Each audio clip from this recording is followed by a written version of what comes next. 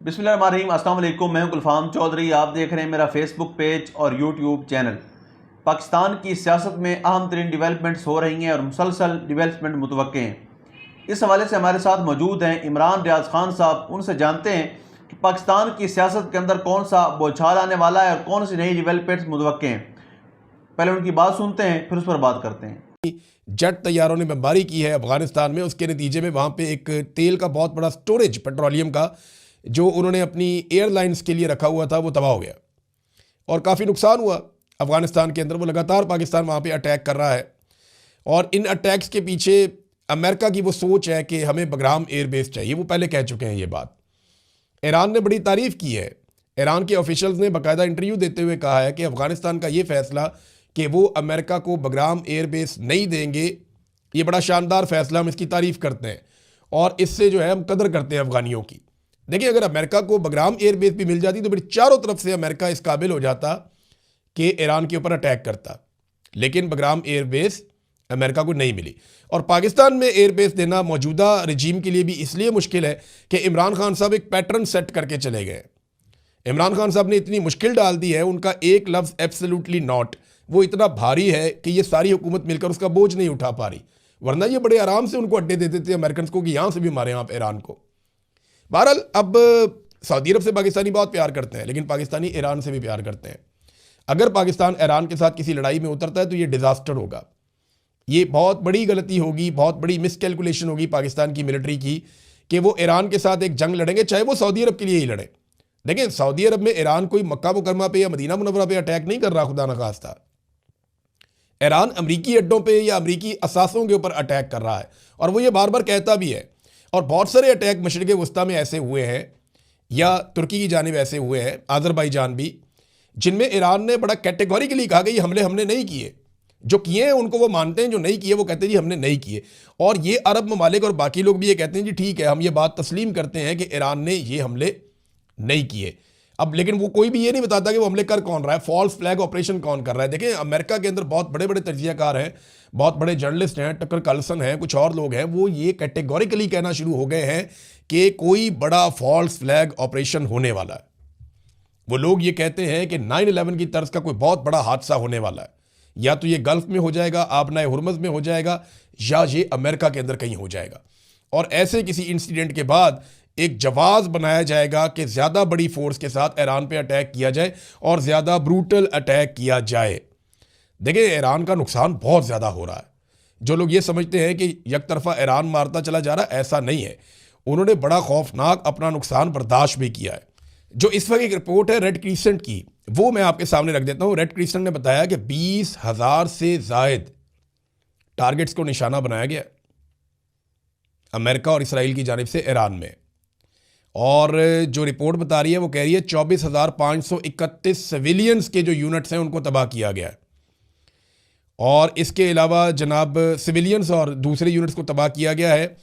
इसमें 19,775 unit residential हैं, जो रिहायशी इमारतें हैं 19,775 उन्हें तबाह किया गया। 4,511 बिजनेस यूनिट्स, कारोबारी जो यूनिट्स हैं उनको तबाह किया गया है। उसके अलावा 69 स्कूल तबाह कर दिए गए हैं। 195 टीचर्स और स्टूडेंट जो हैं वो अभी भी जख्मी अस्पतालों में पड़े हुए हैं। रेड क्रिसेंट के 16 जो फैसिलिटीज़ हैं उनको तबाह किया गया है। 21 रेस्क्यू एंड रिलीफ व्हीकल्स को और 19 एम्बुलेंसों को तबाह किया गया है। ये तबाही रुक नहीं रही, ईरान में बहुत बड़ी तबाही हो रही है, लेकिन इसके बावजूद ईरान लड़ रहा है और मुकाबला कर रहा है। अभी ये जुमे के दिन ईरान में इतने बड़े इज्तिमात हुए कि सारी दुनिया हैरान हो गई। अमेरिका चाहता था कि ईरानी निकलें ईरान के अंदर मौजूदा रजीम के ख़िलाफ़, लेकिन हुआ क्या कि ईरानी बहुत बड़ी तादाद में निकले और इतनी बड़ी तादाद में जंग ज़दा मुल्क के अंदर लोगों का निकलना हैरान कुन है।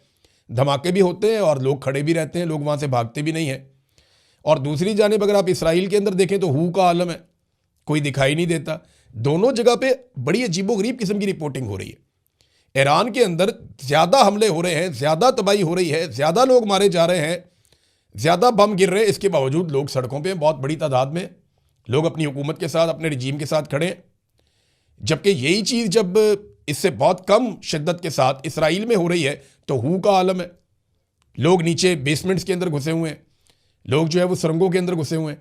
तो बड़ी अजीब सूरत हाल है। दोनों जगह पे सिचुएशन बिल्कुल अलग है। डोनाल्ड ट्रंप ने G7 ममालिक के जो सरबराहान हैं उनसे गुफ्तगू की है और ये एक कॉन्फ्रेंस हुई है उनकी ऑनलाइन।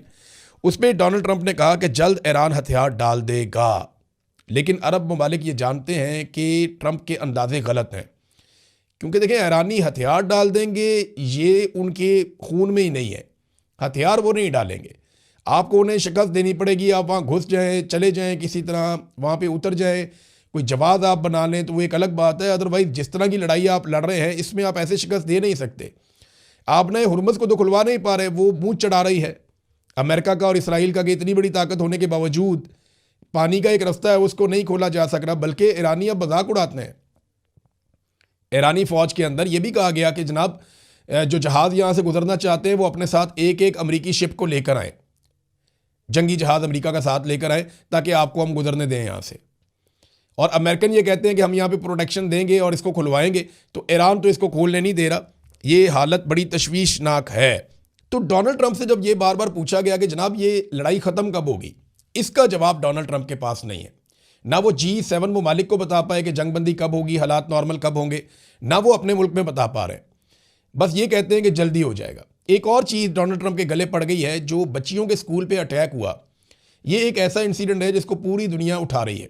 ये एक ऐसा वाक़या है जिस पे सारी दुनिया में गुस्सा है कि अमेरिकन ने एक ऐसे स्कूल के ऊपर मिसाइल मार दिया जहाँ पे बच्चियाँ पढ़ रही थी। और इसके बारे में जो इतलात हैं मैं आपको अगले वीलॉग में बताऊँगा कि एक्चुअली ये मारा कैसे। वहाँ पर लोग इकट्ठे हो रहे थे और ये बाकायदा सैटेलाइट से देखा जा रहा था, फिर उनको मारा गया सबको। और ये मासूम बच्चे थे सारे जो भाग दौड़ कर रहे थे कि पता नहीं ये क्या हो गया यहाँ पे, और पहले आसपास बम धमाके भी हुए थे। तो ये जानबूझ के कत्ल किया गया है, कुछ ऐसे सोर्सेज भी बता रहे हैं। लेकिन डोनाल्ड ट्रंप ने जो झूठ बोला इसके ऊपर वो उसके गले पड़ गया। देखिए डोनाल्ड ट्रंप से जगह जगह ये पूछा गया कि बताएं ये आपने क्यों किया, तो डोनाल्ड ट्रंप ने कहा हमने नहीं किया। फिर डोनाल्ड ट्रंप ने कहा ये ईरान ने किया, तो ये झूठ है। अब ये झूठ साबित हो गया, क्योंकि जितनी भी, और ये भी कहा कि टॉम हाक मिसाइल ईरान के पास भी है। तो डोनाल्ड ट्रंप ने एक झूठ को छुपाने के लिए कई झूठ बोल दिए 168 बच्चियों के कत्ल के बाद। अब ये मामला अमेरिका के अवानों के अंदर उठाया जा रहा है, अमेरिका के मीडिया के अंदर उठाया जा रहा है, और हर जगह पे ये बात की जा रही है कि अमेरिकी सदर झूठ बोलता है। और अमेरिकी सदर ने हमारे साथ झूठ बोला, क्योंकि अमेरिकी फौजी तहकीकात के अंदर ये बात साबित हो गई है कि ये जो हमला किया गया, ये हमला अमेरिकी फ़ौज की जानिब से किया गया, ये ईरान ने हमला नहीं किया। नाज़रीन, एक और बड़ी खबर जो है वो मार्केट में आ गई और उसके ऊपर बहुत शद्दमत के साथ बात हो रही है कि ये जो नेतन्याहू आया ये असली था या नकली था। यानी नेतन्याहू मीडिया के सामने तो नहीं आया, एक ऑनलाइन किस्म की प्रेस कॉन्फ्रेंस की है नेतन्याहू ने। अब ये शख्स असली था या नकली था, इसके बारे में बहस शुरू हो गई है। बहुत सारे लोग दावा कर रहे हैं उसकी बॉडी लैंग्वेज दिखा के, उसके हाथों की हरकत दिखा के, तस्वीर निकाल के कि ये असली नेतन्याहू नहीं है। असली नेतन्याहू है या नहीं है, ये कोई आर्टिफिशियल इंटेलिजेंस का बना हुआ नेतन्याहू है, या ये सवाल जवाब जो है ये फिक्स करके बनाए गए हैं, ये चक्कर क्या है। अब ये सवालात उठाए जा रहे हैं, ये बातें की जा रही हैं, लेकिन कोई किसी के पास सबूत नहीं है। बहरहाल मार्केट है, जंग में आपको पता है प्रोपेगेंडा बहुत तेज़ी से फैलता है। जंग के अंदर पहला कत्ल जो है वो सच का हो जाता है और झूठ प्रिवेल करता है। नाज़रीन, बहुत सारी और ख़बरें हैं, बहुत सारी और चीज़ें हैं, मैं आपके साथ शेयर करूँगा। जी बिल्कुल, जिस तरह से आपने सुना इमरान रियाज खान साहब ने पाकिस्तान की सियासत में अहम तरीन डेवलपमेंट्स हमारे सामने रखी और उन्होंने बताया कि पाकिस्तान की सियासत में कितनी बड़ी तब्दीलियाँ मज़ीद मुतवक्के हैं। यानी इस वक्त पाकिस्तान की सियासत इंतहाई मुतनाज़ बनी हुई है और सियासत से ज़्यादा मामलात अदालतों के अंदर चले गए हैं। लेकिन इस सूरत हाल के अंदर फिर भी अगर ये सियासतदान इकट्ठे होकर बैठें और पाकिस्तान के अंदर जमहूरियत की बहाली के लिए कोशिश करें तो कोई ना कोई मुतवाज़िन रास्ता निकल सकता है। अल्लाह पाक वतन अजीज़ का हामी और नासिर हो। पाकिस्तान जिंदाबाद।